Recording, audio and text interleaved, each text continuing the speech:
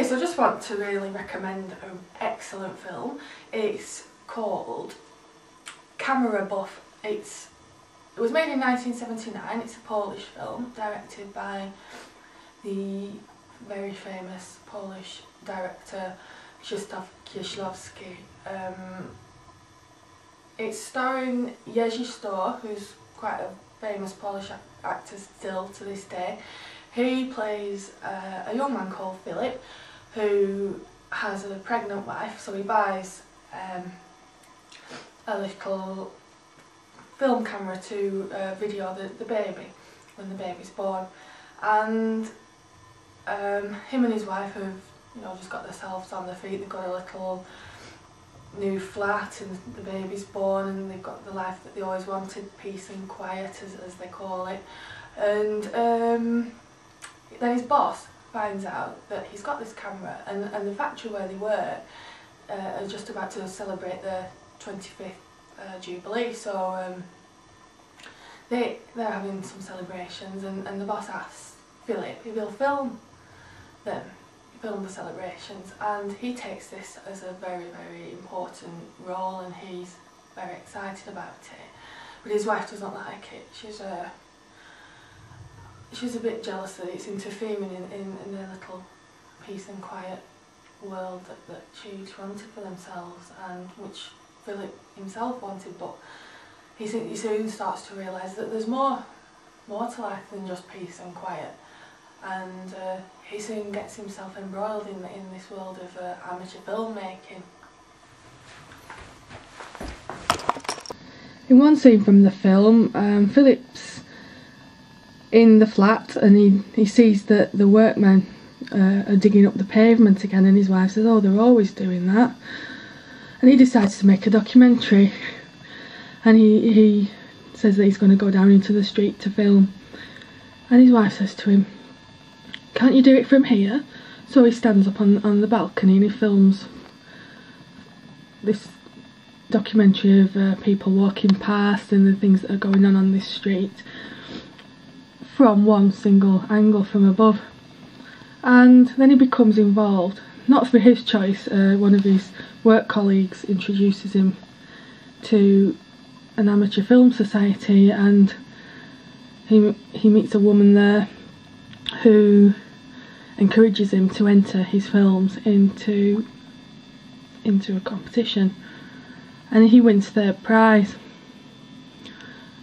As he's leaving to attend the award ceremony on the train, his wife shouts to him, "Don't win." He doesn't hear what she says, but when he returns home with his winnings from the prize that he won, she says to him, "I didn't want you to win," and she asks him to give up his amateur film making career, and Philip's not willing to do this. And then obviously there's quite a lot of tension there in the marriage, but he continues, and in fact they set up an amateur film society in the factory where he works, and they give him a little studio, and then he sets to work making lots of films about all kinds of things, issues around the town where they live. Philip then becomes a bit of a crusader.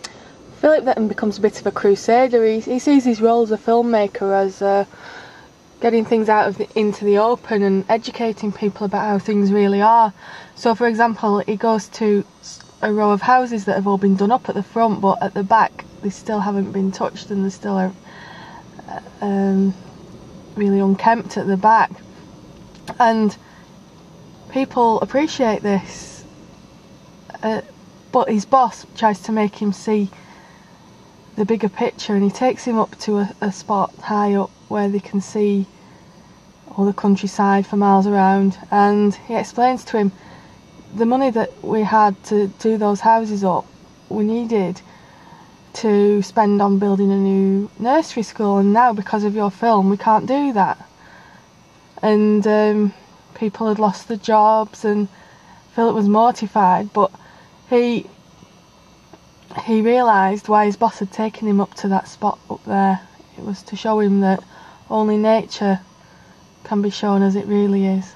And then Philip from that moment realised that he needed to be careful what he was showing on his films and what effect they could be having and how powerful the filmmaker's role is. And by that time his wife had left him, gone to live with a mother, taken the baby, and he was living on his own.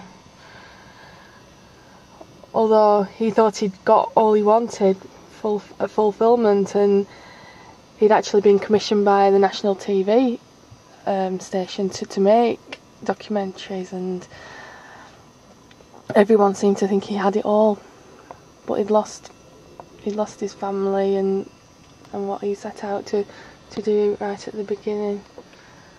And at the end, as the film ends, we see Philip on his own in his flat, and he tentatively and rather anxiously turns the camera on himself, and that's where the film ends.